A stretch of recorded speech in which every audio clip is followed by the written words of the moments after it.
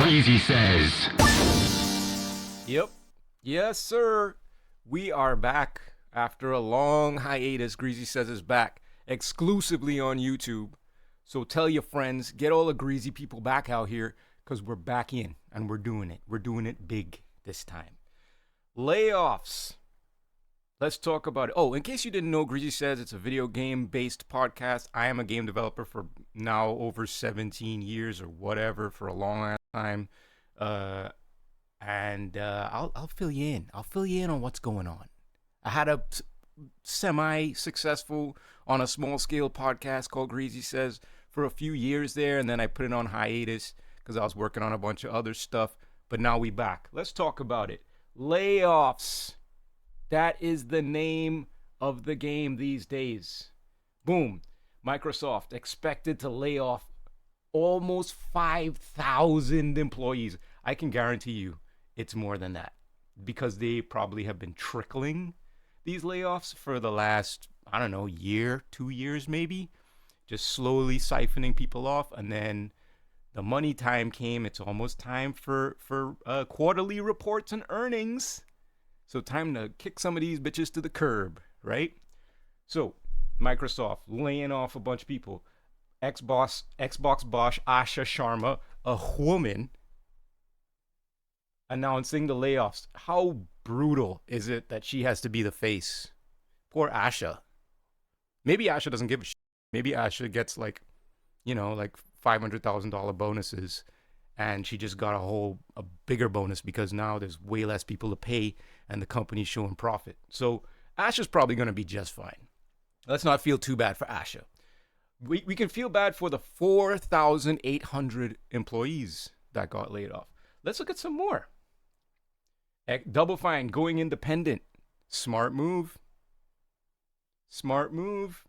Because Xbox is going to start laying off all of the smaller indie studios, all the AAA studios, anything that looks expensive, they're getting rid of it. But Microsoft is not the only people with layoffs these days. What about the GTA layoffs? GTA 6 about to come out and make $1 gazillion, but for like 5 people. Because they lay off the entire team. So no one gets to, in late October, 30 people were laid off. It's coming. It's coming. Wait, let's not look at the AI thing. Let's look at like Reddit or something. This is 7 months ago. Yeah. Rockstar North, people protesting outside. I don't really have time to read all that. But I thought that they already laid off a bunch of people, but it's still coming. I guess I just preemptively thought that they had laid off a bunch of people. It's coming. As soon as GTA drops, there are going to be animators out of work. There are going to be audio people out of work. There's going to be probably not a lot of engineers unless they leverage AI heavily. There's going to be a bunch of QA gone. There's going to be a bunch of production gone because they just don't need it. And why share the profit with these people who built your game for 17 years and poured their lives and soul into it when you can buy a new boat? Come on, man. So I'm especially salty about layoffs, right? Layoffs in games. Let's look for that. See if we can find any more.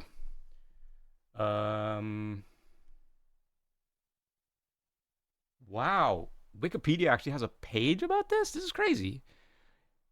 Ooh. Number of layoffs in 2024, 15,000. 2025, 9,000. We'll see what it is for 2026. It's going to be a lot. So why am I talking about layoffs? Well, because it's very important in the gaming industry. As soon as this is like a normal occurrence, people work for years on games. They get right close to shipping. The studio executives decide, we got to make more money. We can't have this many heads. We've bloated beyond our budget. We can't keep paying these people once this thing ships. We need bonuses. So they lay a bunch of people off. This is the cycle of gaming and why gaming needs to unionize. It's starting to happen in the UK, but it's definitely not happening in the States or Asia or anywhere else. It needs to happen because these guys will completely take advantage of the industry for all time because it works and it makes them tons of money. So the reason I'm so salty about layoffs is I personally, me, the greasy one, I've been affected by layoffs. I was laid off like what are we? I was laid off like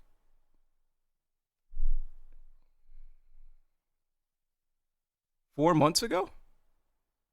It's kind of the reason why I brought GreasySays back. I figured it would be hilarious that and sort of poignant to bring back the video game podcast about developing games and being in the game business and just kind of showing people what really happens. This is what happens.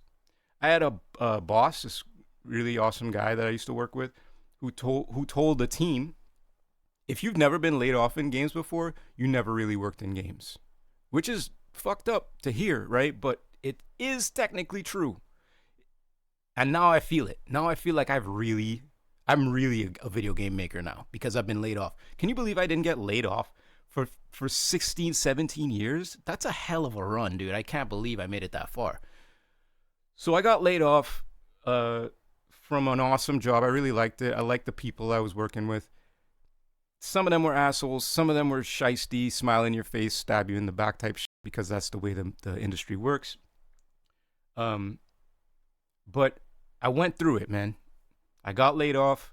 I kind of laughed on the day of because it was very impersonal and weird because they have to do that. Like when these game companies lay you off, they like shut your computer down. They like lock you out of access so you can't even get like files for your reel or anything. Like you can't get anything because they're scared that you're going to steal some important information and leak it to Kotaku or some shit. So yeah, my shit got shut down. And then I was just like following up via email for the next week and a half, 2 weeks, right? It's very emotional. It sucks. All of the people I knew that got laid off were good friends, good colleagues. Some of them were crushed. Some of them were like, whatever, had been through it before. But we all had to deal with the emotional fallout of getting laid off. Man, I went through it. I went through being happy, being like, oh, I don't want to work over here anymore, to being like, I'm a worthless piece of shit. I'm gonna kill myself. Not kill myself, YouTube. What do they say? What's the safe way of saying that? Whatever. I was really bummed out. I went through like a bout of depression, a bout of anger. This industry screwed up. This is so wrong.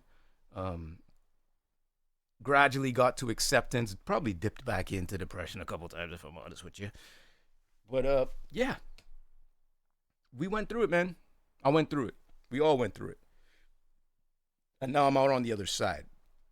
But the layoff, the thing about layoffs is it rips up a chunk of your life away, a very fragile chunk, by the way, because you have this idea of this community you're part of, almost like a family you're part of, which is a mistake, right? But you can't help yourself. Humans are humans. We want to make communities. So you build this community with this company. The company doesn't give a shit about you. They don't care about you. The CEO doesn't care about you as an individual. You are a variable. You are a thing that makes them money. So yeah, man, I went through it. So now, how much time are we? How many minutes have I been running for here? Okay, we're good. The thing about GreasySays from here on out is they're gonna be shorter episodes. Okay, they're gonna be like 15-minute episodes. I want to be able to crank these things out. I have a plan here. So let me tell you about the plan.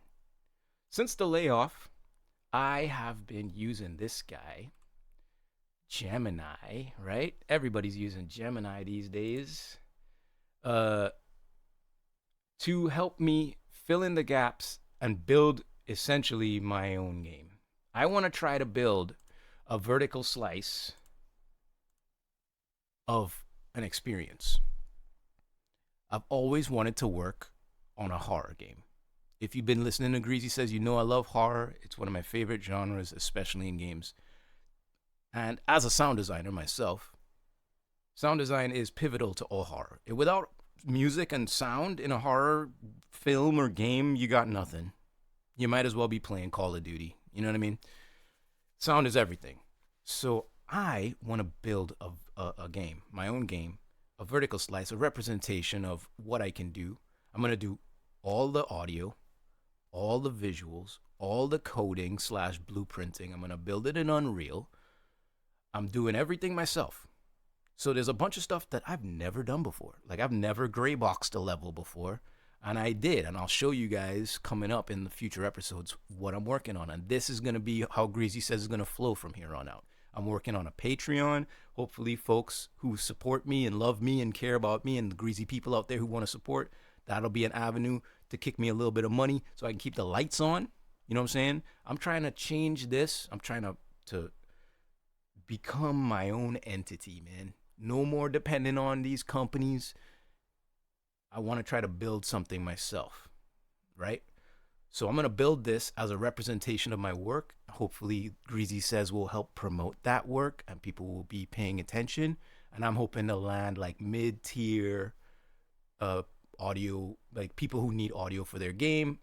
I don't want to go back to AAA. AAA is bullshit. AAA is going away anyway. Let's face facts. You can't make games for this amount of money and expect to be profitable anymore without charging like GTA charging. What is GTA charging? $80? How much is GTA 6 going to be? $80? So you know I'm not getting it day one. You know I'm not getting it day one. GTA 6 price.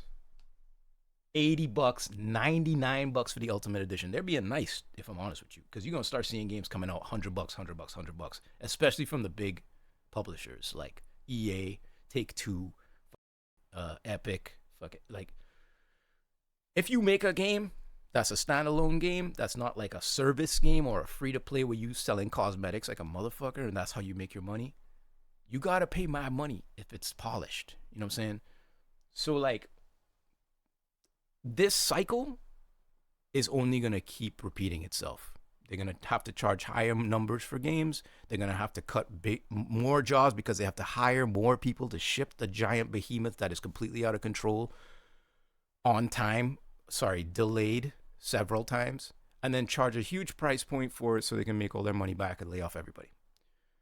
So I want to break that cycle personally. I want to be in control of my own destiny. I don't want somebody else controlling my destiny. Yes, I will have to hunt, and yes, I will have to figure out ways of getting clients and whatever. Hopefully, I'm good at it. I could crash and burn. I'm gonna try it. If there's one thing about me, is I try shit, even if I fail. There was something else I was gonna say. Oh, speaking of layoffs, remember when all the big layoffs started happening? Studios started Microsoft started closing studios. Sony started closing studios. That everybody was like, no, it's not because of AI. It's not because of AI. You're not losing your job because of AI. It's all about fiscal whatever, you know? It's about AI. I'll tell you straight up and down. Where I was working, they introduced Claude to the entire team. Anybody could use it to build whatever they wanted. Free reign, which must have been pretty expensive because Claude token stuff I think is really pricey. Months later, they laid off a bunch of people. AI is going to take jobs. It's already taken jobs, right? I said this way back when we first started talking about AI on our old GreasySays episode. I don't even remember what episode it is. I'll find it and go look for it. Go on YouTube, GreasySays on YouTube, and look for the AI episode. I was talking about how it's going to take your job a while ago. Everybody knows this. But it became so prevalent so quickly. Like a few executives at the top of all of these companies got their hands on it. And if any of them were technically inclined at all, right? If they had a background in engineering or anything like that, and they used these tools, they realized how powerful it was and how it could replace hundreds of people, right? And it's going to continue. Pre-production is toast because of AI. Asset generation, like low-level asset generation, toast. Music, I mean, I got to admit, I use Suno. The shit's crazy, right? So, you know, there's a lot of angles of creativity that can be taken over by AI. And let's not even talk about organizational stuff, production, making plans, making sprints, laying out like a roadmap for a game. AI could do all of that shit. And one person can do all of that shit with a computer on their phone and get it done. These companies know that. They know what that means. That means more bonuses for us. That means more money for executives. And it's just going to keep happening. Yeah, there's going to be a blowback, and some companies are going to go tits up because they fire everybody that's important. And now what? A CEO is going to fix your bugs for you? Hell no. They don't know how to do that shit. So there's going to be some of that. It's going to be haha. Too bad, so sad for you, Mr. CEO. But I think in the vast majority of businesses, it's here to stay, man. And it's going to replace certain gigs. And yes, everything will eventually become homogenized and slop. But that's the only way we're going to move forward. Like think about the how much time are we at? All right, I got to shut the fuck up soon. Remember how, like, you know how movies kind of stunk for like the last 5 years? It was just like Marvel slop, Disney crap, all of these big budget movies that are all the same. It was kind of like AI slop. Like everything kind of starts becoming homogenized. And then like within the last couple of years, we've seen some incredible movies come out from independent people. A24 killing it, bringing out weird off-brand avant-garde literal cinema is starting to come back. Like 70s cinema is starting to come back. That's a beautiful thing. And that's because the studios got so big and so bloated and so dumb that all the talented people were like, I don't need this shit. I'm going to go do my own thing. Smart, and it creates better art in the end. And these people get to own it. Obsession, biggest movie in the world, made by a YouTuber. This is the way, people. So that's what I want to do. Next time on GreasySays, I'm going to show you all, since we're doing this, you can see my screen and shit. I'm going to show you what I have so far, certain aspects of the game I'm working on. And I want y'all to interact with me on the old YouTube comment section, in the cellar, in the dungeon, in the sewers down there. And I just want to show the world what I'm doing, what I'm capable of, and hopefully it doesn't turn into a giant dumpster fire. So, yo, Greasy people, thank you. I love y'all. Let's take this journey together. And I'll see y'all in the next one. Here we go. GreasySays. Laters.